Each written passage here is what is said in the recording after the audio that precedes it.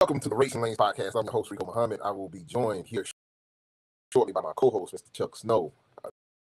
Today, we are joined by our resident legal expert, Mr. Hank Seaton, is back on with us. We always enjoy and love when we have Hank on with us. He's always a wealth of information and knowledge. Unfortunately, we are pre-recording this show, so you guys won't have an opportunity to ask your questions, but as always, you can drop your questions and we'll circle back around with the answers at a later time and date.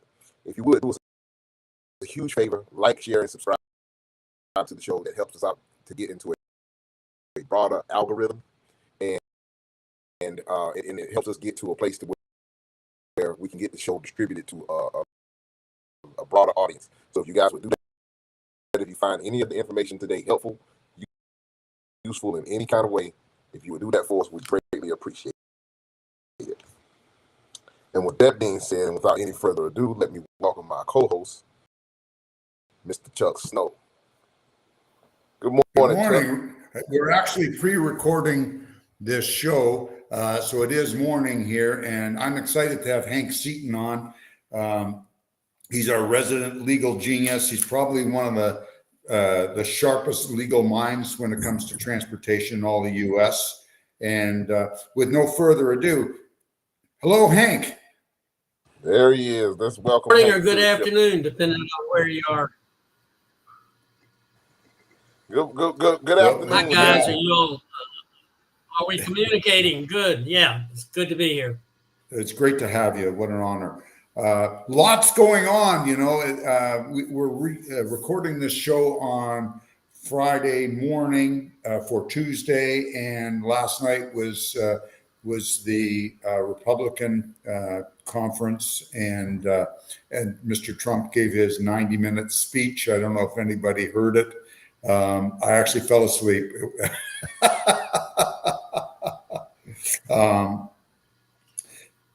Yeah, we may have a little bit of an audio problem this morning. Do you want to try relaunching again, Rico? Yeah, I'm trying right now. But we can keep moving because we're recording, so it should clear itself up. Okay, that's fine. Hank, did you get a chance to watch any of that convention last night? Yeah, I sure did. I thought it was an interesting variety of folks speaking to the issues. I guess only a Canadian can afford to sleep through our troubles down here with who's going to be our next president. And we're not sleeping well. We are sleeping, but not very well. We're missing a lot of our sleep. We are very worried about everything going on. South of the border. You guys are. I don't think most Americans realize the deep roots of our two nations, and that, number one, besides for being the largest trading partners in the world, we're attached at the hip. So when you folks get when you catch a cold, so do we. We catch it immediately. So it's an issue. We have great concerns. We have concerns on both parties. The Democrats, Joe Biden. After that horrible debate, I said to anybody that would listen, that guy's got to be put out to pasture. And now all of a sudden they realize, a couple of weeks later, that maybe I was right. And which is unfortunate, for him. And then Mr. Trump, well, that's Mr. Trump. He seems to be seeing a little bit of a different note. He's appealing to the religious right now. He threw a lot of God stuff in there last night.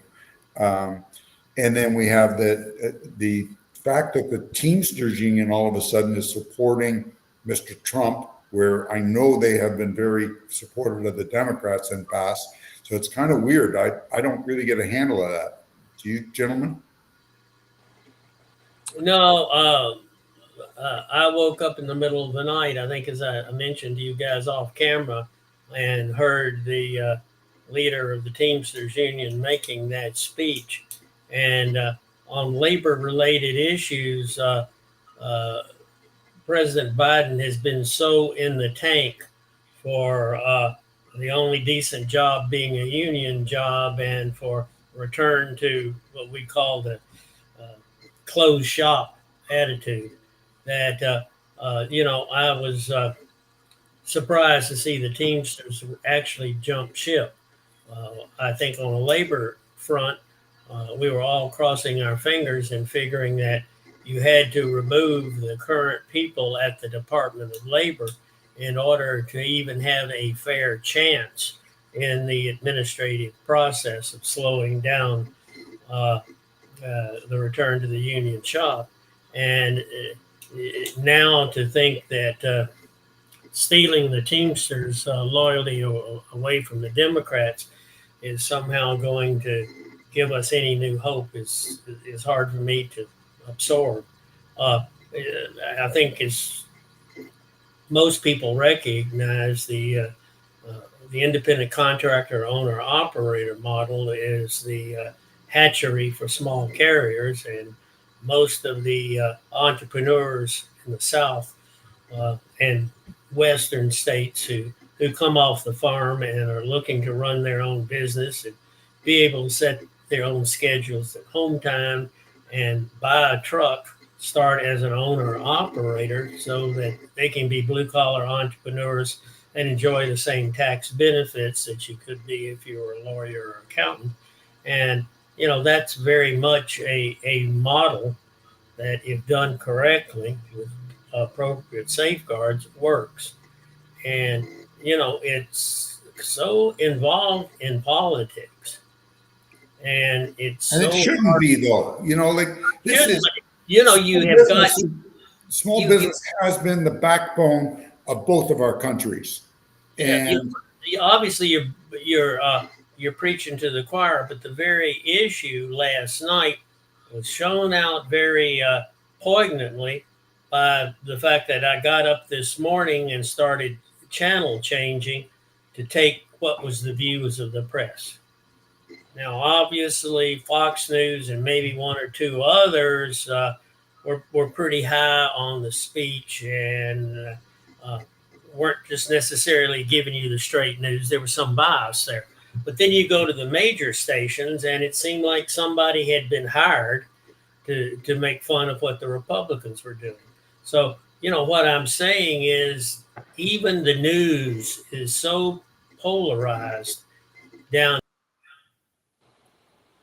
very much so here and so combative that just get an objective view of. Now, the point that we believe, because we see how it has worked for 40 years in the business milieu, is a point of view that you can't get any airtime for. Yeah. And I'm not sure that when we got this Midwest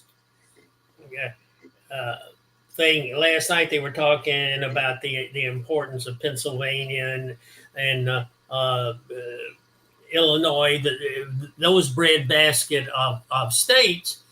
Well, look, those of us here in the South, where everybody wants to move to, right, is primarily because your food doesn't cost as much, your taxes aren't as high, you can live freer, you don't have to pay union dues. So, I mean, if you're going to make a pitch for the working man, how do you reconcile the union shop and a government which is trying to kill the model, and the fact that most of the guys down here, at least that I deal with in Tennessee, are still a rural state, still people that want to stay on the family home. They want to live in Hohenwald. They don't want to get crashed up here in Nashville. We've got a cultural problem. And, it seems as though the weight of the federal government is all of a sudden, regardless of the outcome of the election, to suggest that it's a foregone conclusion that you can't have an open shop in Tennessee. We're not too happy. We're not too happy with the fact that the majority of the auto manufacturers who are down here are from abroad.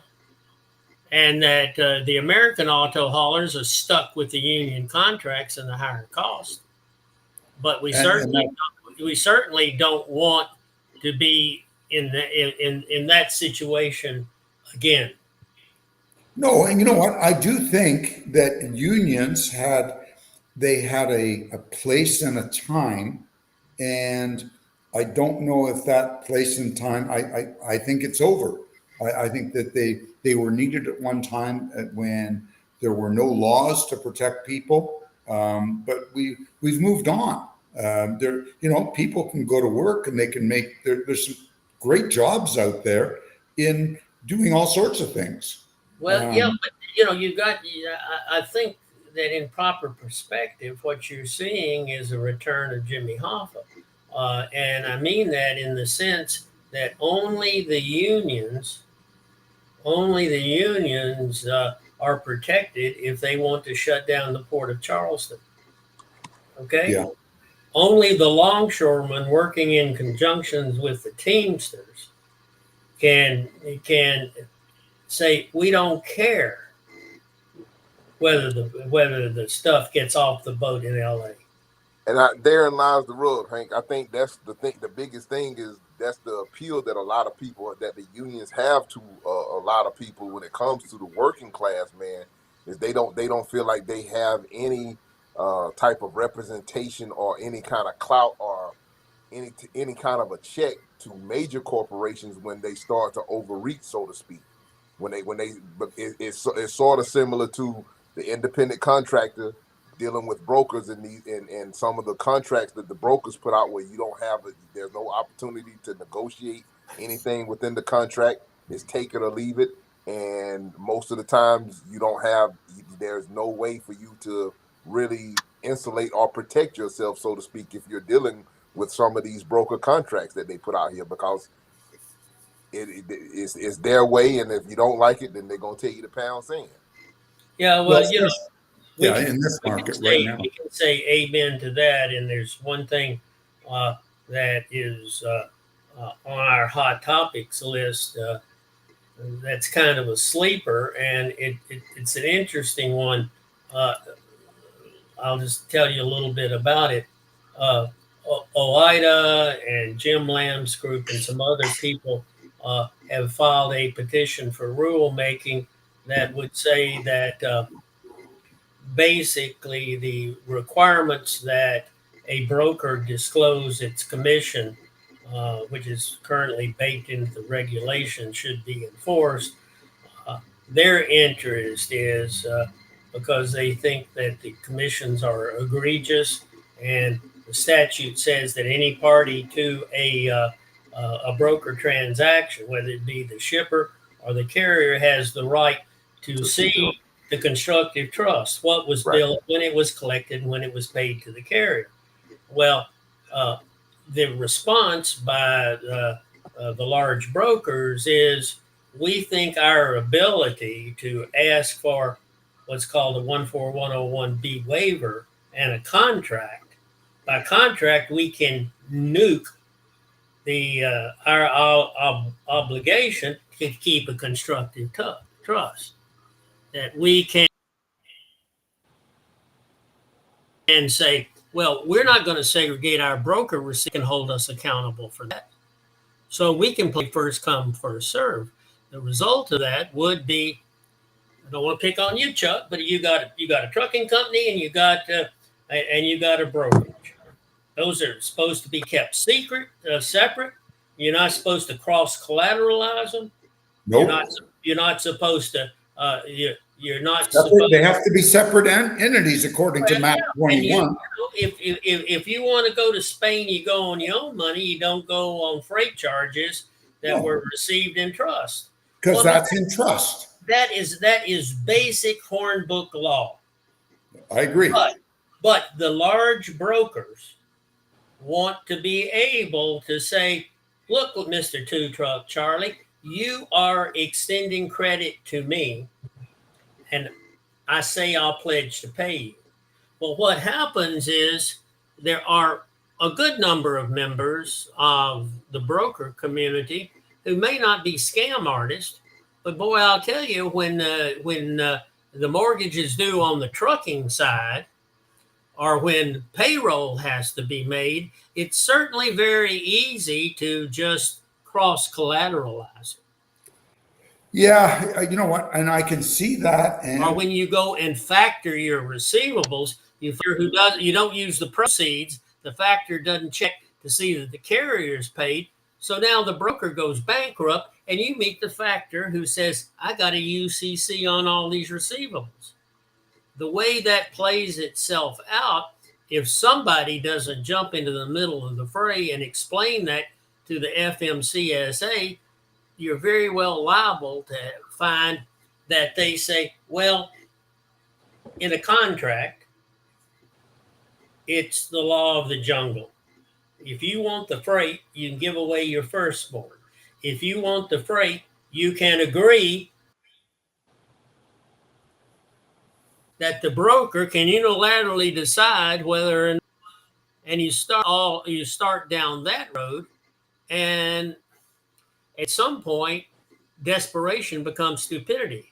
And what I Right. mean by That's the that exact is thing that I'm saying with the overreach. the small carrier has to make very unwise risk assessments just to keep the wheels turning. And it's Yeah. at that point when the small broker, he can't keep up. He can't keep up with the large broker's offer, because the large broker says, if you want, Mr. Kroger, if you want to reject the load, we'll require it to be dumped. Well, we got a big enough margin to cover it, but also we'll be able to take every dime that we otherwise owe to Two Truck Charlie and tell him you're in violation of your contract. right. Now, I think you guys know that I in no way want to interfere with a reasonable businessman relationship between brokers and carriers. And if it gets much worse, you're going to find that most carriers, because of the owner-operator issue, are having to outsource their freight to power-only folks. So we got to work on the same team here. Yeah, that's part of the problem. People are not working on the same team, and if we work together, we'll get twice as far, twice as fast. Well, I had hoped, and that you gentlemen and we could, because we've got representatives of small carriers and large brokers right here on the phone, that we had a consensus to work for that. And I had hoped, based upon overtures that Congress made to the FMCSA and the OIG last year, that we could all agree that whatever the marketplace was all about, we had to get the fraudsters out. 100%. And they are, you know what? They are thick as thieves out there. It's unbelievable what's going on. Okay, even thicker than thieves. And I'm sitting here writing the monthly update, which you guys will get. Right. I'd hope this week, but otherwise next week. And, one of the issues that I'm covering in this proposed rulemaking battle over the transparency issues is that there are hundreds, if not thousands, of lawsuits bought by debt collectors against shippers and brokers. And what inevitably happens is some carrier has been shanked by a crooked broker. Oh yeah. Who doesn't have any obligation. He's gone and sows the money. So the government. Yeah, they're not even. You know what? A lot of these guys aren't even brokers. They're just fraudsters that kind of come in and get a lay of the land, and they're they do their thing, steal millions, and they're gone. You obviously see it like I do, and that is that until the federal government stops passing the buck on who it is that is going to represent victims in prosecuting these frauds, they just going to do bait and switch and go on to somebody else and flick their nose at you. And if you're going to do enforcement, this gets a little heady for lawyers, or if you want to combat the bill collectors, or if you want to have any effective remedy, you basically have to be able to go into court and say, look, Mr. Broker, I want to subpoena your records showing who you billed, when you were paid, and where the money went. Why? Because the only way you're going to get a fraud conviction is to be able to reach out and bring in the otherwise unregulated handmaidens that are washing the money. And when you start doing that, you're going to find out that most of these people are using the quick pay system. Right. The quick pay system to get their money on day one, promise it on day 30 to Two Truck Charlie, and say, oh, well, we didn't get your bills on time. So they drag it out 60 days. Now they've gotten the money from the factor. Okay. So in 3 months, 173 carriers are built out of $1.9 million, and Mr. Fraudster's gone. Okay. And who shows up? The factor. And he says he's a secured creditor. He stands in the shoes of the crook. But try to explain that to the bankruptcy court. The only way you get that done is when you say, okay, Mr. Bankrupt, and there's situations of this, we want to see that you didn't commingle your funds here. Okay? What did you do with these freight charges? Because we got all these carriers over here who said that you had a constructive trust obligation and that they should be preferred creditors. And if you took money that was earmarked for them, maybe you need to be named as a defendant in a civil suit. And that's never really contemplated. But hold on a second. Named in a civil suit or prosecuted criminally, because really that's what should happen. I don't know what your laws are. I think both should happen. Well, but I don't know what your laws are in the U.S. I know that here in Canada, fraud precedes bankruptcy. So if you've gone bankrupt, but it's a fraud, that doesn't matter. They go and they will pierce the corporate veil and they go after the directors. Is it the same law in the U.S.? Here's the problem. In the U.S., there is a U.S. trustee who is appointed to represent the unsecured creditor. Right. We have that too. Now, so that guy has what we call prosecutorial discretion. Okay. And he's handling thousands of cases. So what he's really looking for is that there's no obvious bankruptcy fraud in an ordinary term of art. If you go to one of these guys, like we did, in a case in which we could prove obvious fraud, $3.5 million. They listed 2,000 creditors. They filed personal bankruptcy first. Then they brought the other bankruptcy in. We quickly found that the guy who was claiming that he was entitled to all the resources was a factor. Okay. And when you dig down deep enough, the crooks had been for years reporting to IRS that they were losing money when actually they were getting advances. Okay. So there was tax fraud in it too. Okay. So now here we are representing a combination of 12 carriers in bankruptcy in California. Yeah. You want to know the rest of the story? Yeah. You want to know the rest of the story? Yeah. Story. The bankruptcy court had never heard of constructive trust. There was COVID in the air. The factor was saying this is just a typical factoring case. So we went to the ombudsman that was supposed to be representing the creditors and asked for help. And he says, I ain't got the time to fool with you guys. No. Unbelievable. But you know what? This is going all over our industry. Because we are an industry that was built on trust and handshakes, and these fraudsters got wind of this, and to them, trust is foolishness. You don't trust anybody. Maybe they have, you know what? They have it right there. Maybe we are too trusting, and that's part of the problem.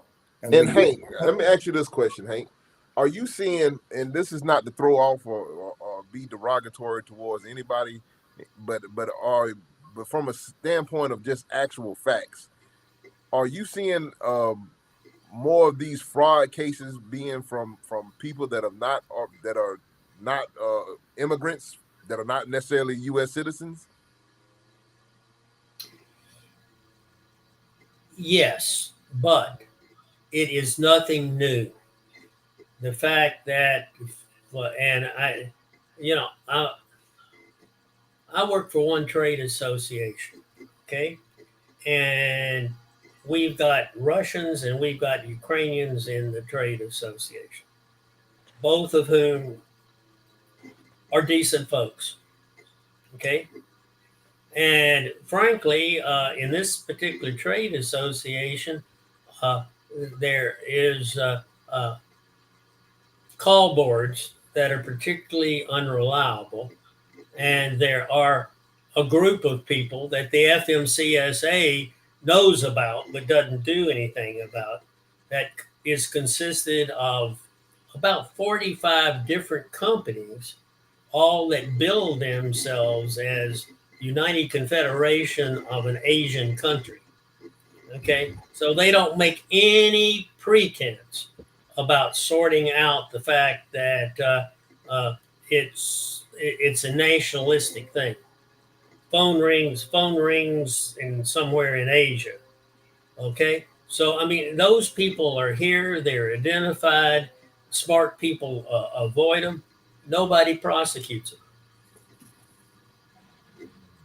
Chuck, Right. you need to get our attention, buddy. No, I just had to wave to somebody that not take. Well, I can tell you this. I think this is an interesting story. 1985 is a long time ago. Yeah. We had a not-for-profit organization called the Ad Hoc Committee to End Broker Abuse. Okay, because in 1985, before the ICC went away, with all of the carriers that were getting authority, broker abuse was beginning. It was beginning in area code 909, okay, which is basically Glendale, California. Yep. And the perps were largely led by a certain ethnic minority. We had hearings before the Senate Commerce Committee, and the committee required the then ICC to make a report on how bad the problem was. And the ICC came on and said, well, we really have very few reported cases of that.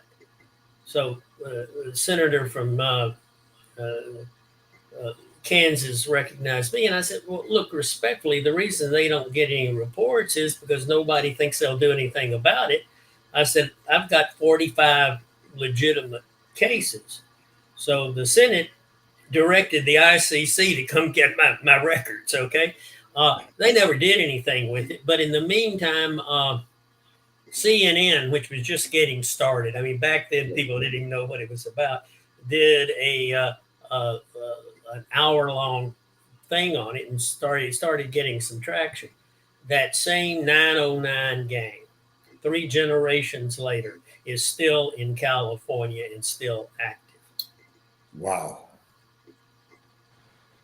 It's amazing. It's amazing. They're still in California. I hope they're in San Quentin or Folsom Prison. They're not. Well, probably not. it's the American way. You get about just as much you get just about as much justice as you can afford. Well, one can say that justice delayed is justice denied. And in this case, leveling the playing ground is now 3 generations old. It's still unaddressed. I tell you. Well, Hank, I know we hadn't got a chance. We got off of some other stuff, but as far as things that are coming down in the immediate future from DC and things of that nature, anything on the radar that we kind of might need to be made aware of that's kind of like coming over the horizon as we're going down the road? The problem is that the FMCSA and multiple other agencies are not connecting the dots. The agency has spent the past 6 months with what they call listening sessions, and these are opportunities for you to dial in, ask them some questions, and present your responses to various things, running all the way from a new safety fitness determination to a new application to the future of lease to own agreement for owner operators. And in each of those meetings, they are basically seeking to fulfill their obligation to become knowledgeable about industry. But what they've not agreed to do is to table any solutions, because the way the government works, if you're going to make a major change in policy, like come up with a new safety fitness rating or decide who is going to prosecute fraud in the supply chain, you've got to lay out a new rule, and that new rule has to be subject to scrutiny to see if it offers due process and if it's feasible and if it's fair to small businesses. Now, that rulemaking procedure is something that the federal government agencies want to avoid. They want to avoid it at all costs because it takes time and it requires a lot of work. And if possible, they'd like to say, well, we listened to you. Here's, in our judgment, what is best, so we just get a pass. Well, in doing that, whether it's the Department of Labor or the FMCSA or somebody else, there's a tendency to rely on to go to the court and say, look, we're experts in this. We're the Department of Labor, so give deference to our opinion. You don't have to go look at this objectively from an outside view. You don't have to really do an analysis of how much it's going to cost small carriers. You don't really have to look at whether there's a better way to do it. Just trust us. If this thing is not egregious, just trust us. That approach is sometimes referred to legal as Chevron deference, because years ago in the liberal DC Court of Appeals, where the current Attorney General was a chief judge for years, they would basically kind of rubber stamp anything an agency wanted to do by saying, well, if it's ambiguous, we'll defer to the agency. If the agency could be right and it doesn't stink enough, we'll defer to the agency. So what that had and still has is a dampening effect on people who are protesting rules coming in and saying, look, Your Honor,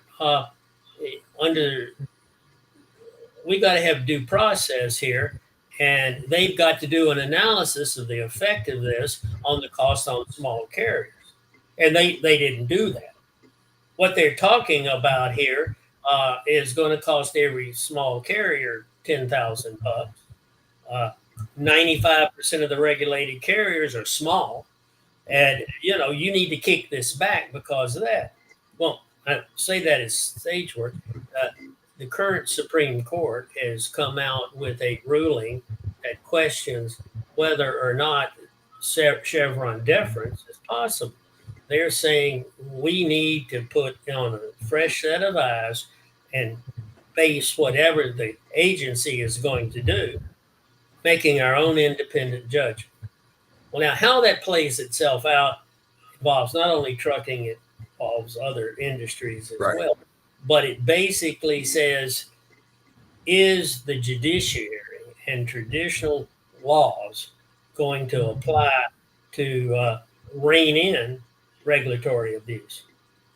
And what we're doing, particularly with things like the new safety fitness determination, is setting the stage to appeal whatever the agency is saying. Let me address that quickly. The current safety fitness rules have been around for 40 years.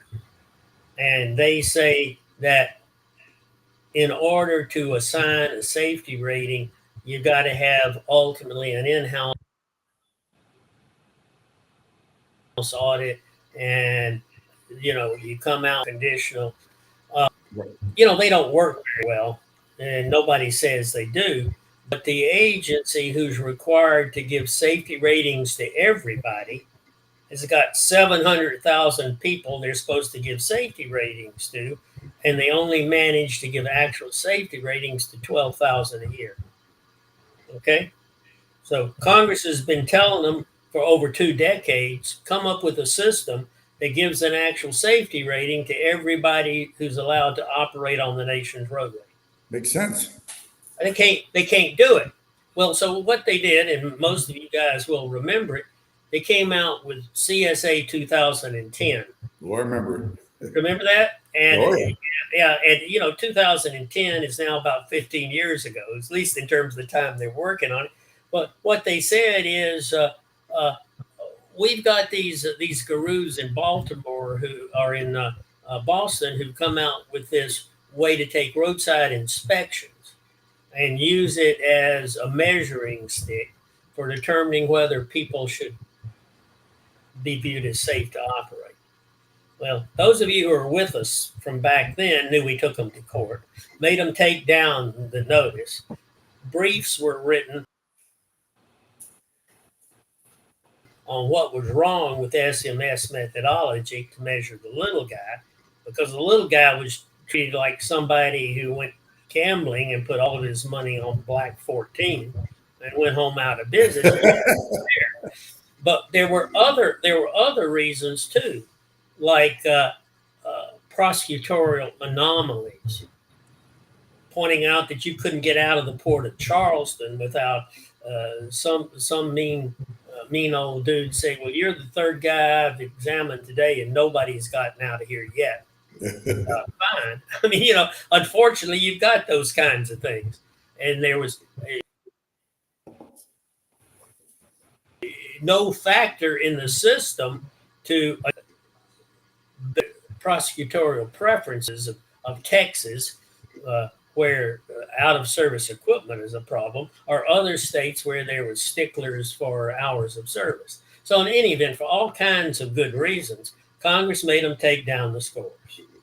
Then we had the FAST Act, in which Congress said, if you're going to use this stuff, you got to go get the Academies of Science to approve it and get DOT to bless it and come back to us by the end of 15. Well, that failed. So at the end of 15, they stopped using these scores. And then from 15, even up till now, they still process the scores. Everybody else publishes. The agency says that somehow the shipper should use it. They're not being able to give anybody else additional rulemaking. But now they say, well, we want to reboot it, and the way we want to reboot it, don't give us any details. But they say we can use artificial intelligence to get, and if we have that much data, we'll have enough data on Rico to get a bead on him. Well, you got a couple of questions. Who believes that IT is the cat's meow when it comes to due process? No. You'll get home after a 6-day run, and here's your fine.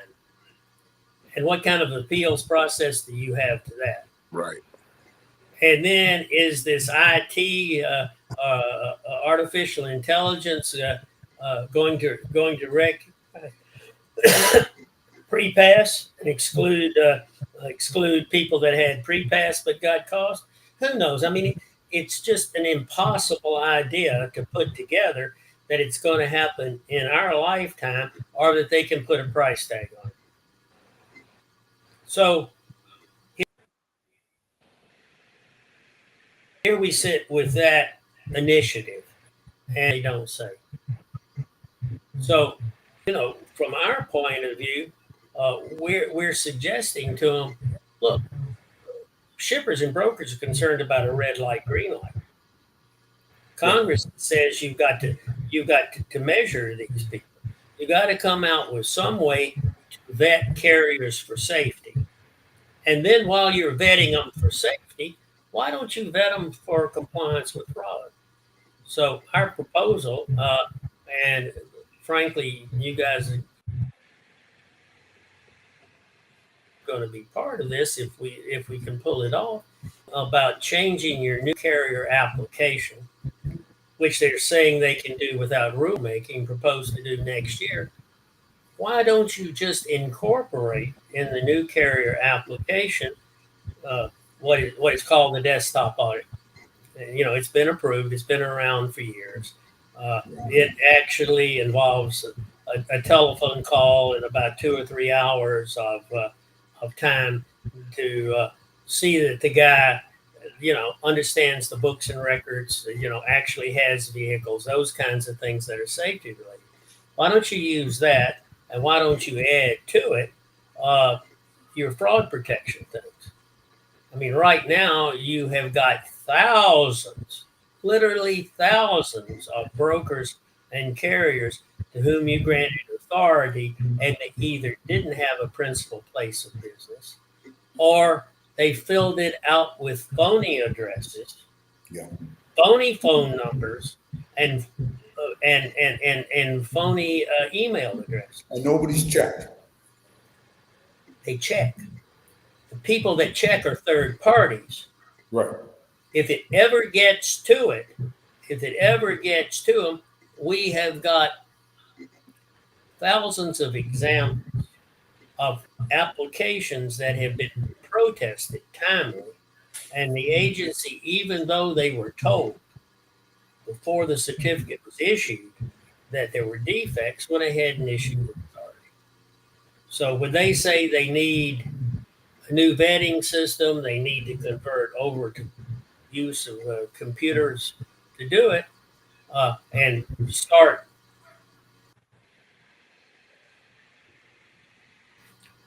this proscription. What are you going to do about the thousands of people that are out there who've already stole the identity, or the thousands of people that have got active certificates that are being sold like hotcakes?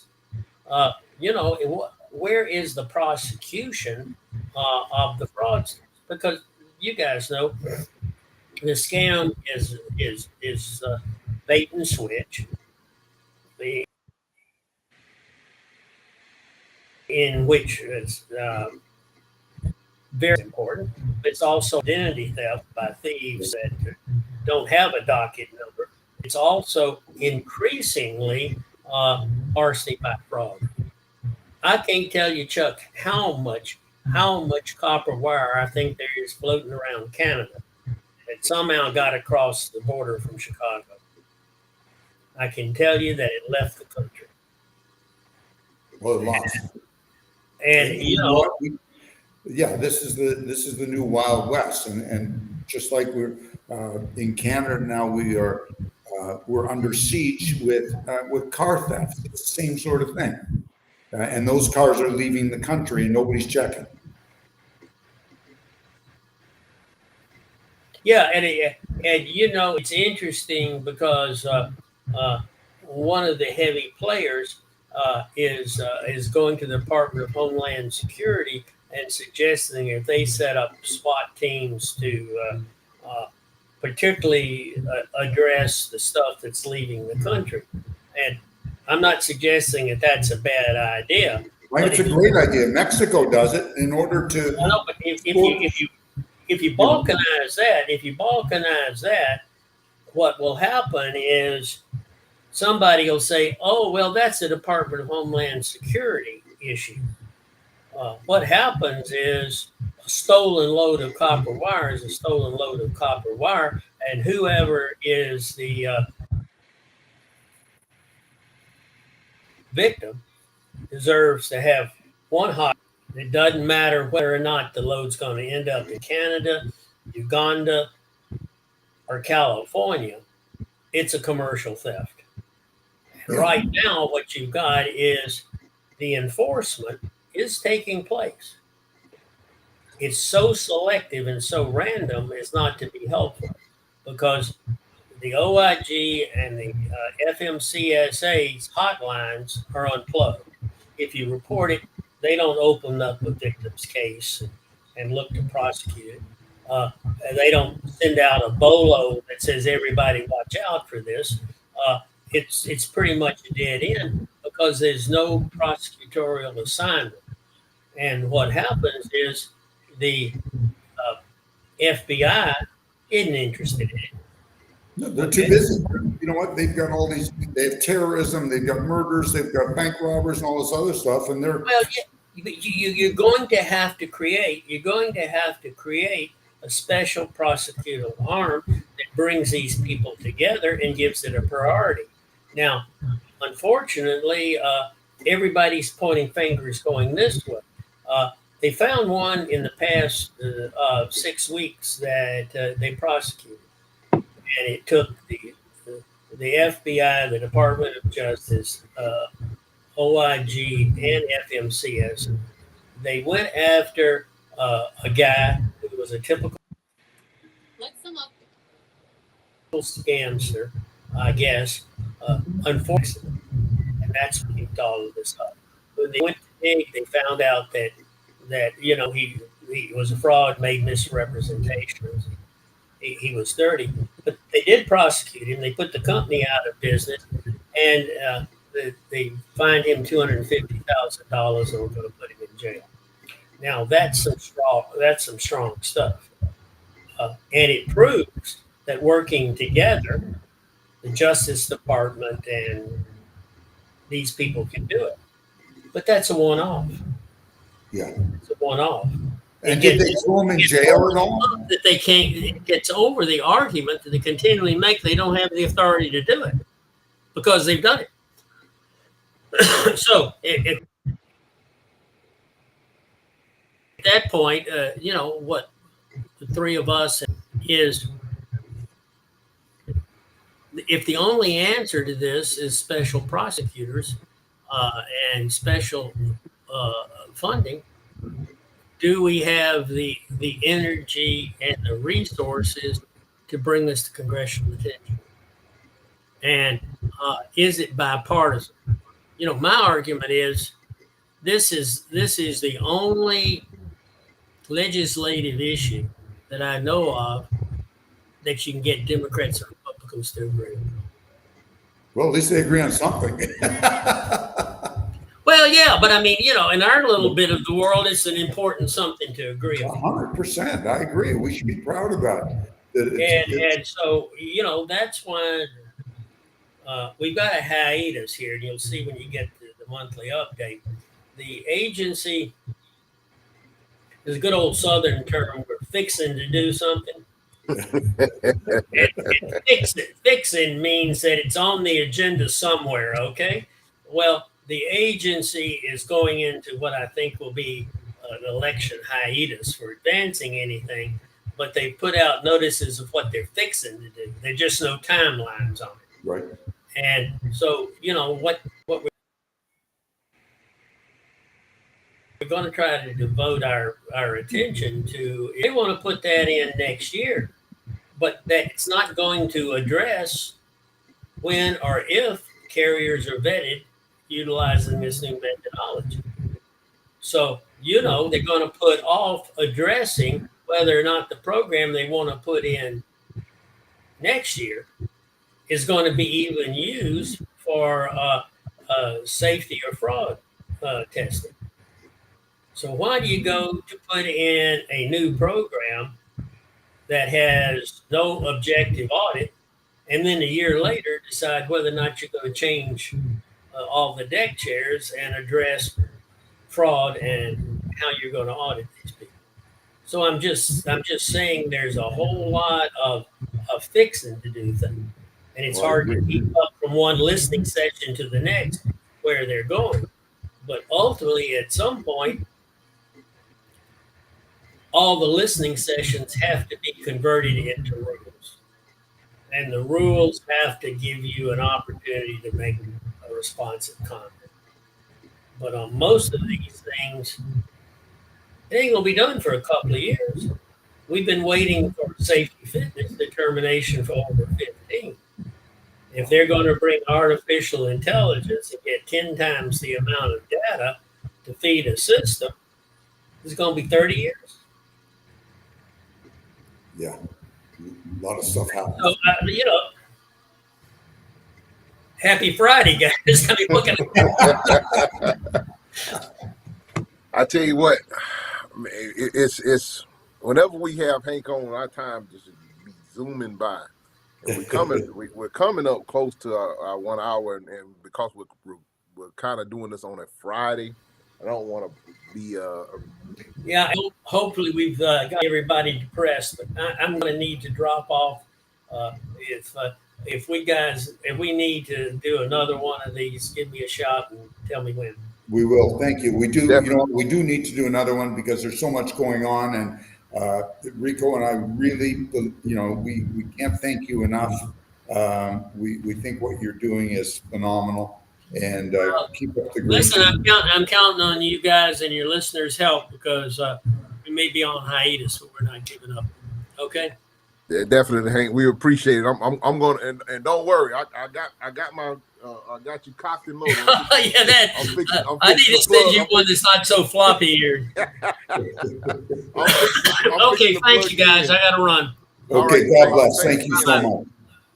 So if you guys, you see, Hank is a wealth of information and a wealth of knowledge. He has a book. He doesn't, as you can see, he doesn't even promote it. But I'd be remiss after all that Hank does for us and comes on and shares so much information with us. And my book is kind of tattered. It's not a little small piece of work. This is kind of the second edition. The first one was kind of like a little paperback, but he really went back in when he republished this book, Rules of the Road. He really sat down and really put some in-depth time and effort into this thing, and I affectionately call it the Bible of trucking, because I think that no truck should be without it. No trucking office should be without it. Have something like this at your disposal, just so that you can kind of be aware of what's going on when it comes to contracts and different things of that nature. So, guys, go to www.transportationlaw.net. That's where you can find the book. You can order your own copy and get it there. That's Hank's website. There's a wealth of information that is there on that website. So go check him out. If you need his services for anything at all, you can find what you need there. And so with that being said, I got Hank's out of the way. Chuck, let the good people know how they can get in contact with you. Yes, if I can help any of our listeners with anything, I've been around this industry 50 years now. Please reach out to me. I'm gone this week. But I'm back beginning of August. But just send me an email. I should be able to get some emails. Don't know how fast it will help you, but usually I reply the same day or next day I receive it. Send it to chucksnow280@outlook.com, and then just put your phone number on it. Tell me what you need, and I'll certainly do anything to help any of our listeners. And with that, Rico, I'll let you back. We're in a hole for another week. All right, ladies and gentlemen, we thank you guys for taking the time out. You could have been anywhere else in the world, but you took a little time to hang out with us. We're always grateful for you doing so. So for my co-host, Mr. Chuck Snow, and for our guest that joined us today, Mr. Hank Seaton, God bless you. Good night. Keep it in between the mustard and the mayonnaise, and we'll talk at your same place next time. Catch you on the flip flop. God bless.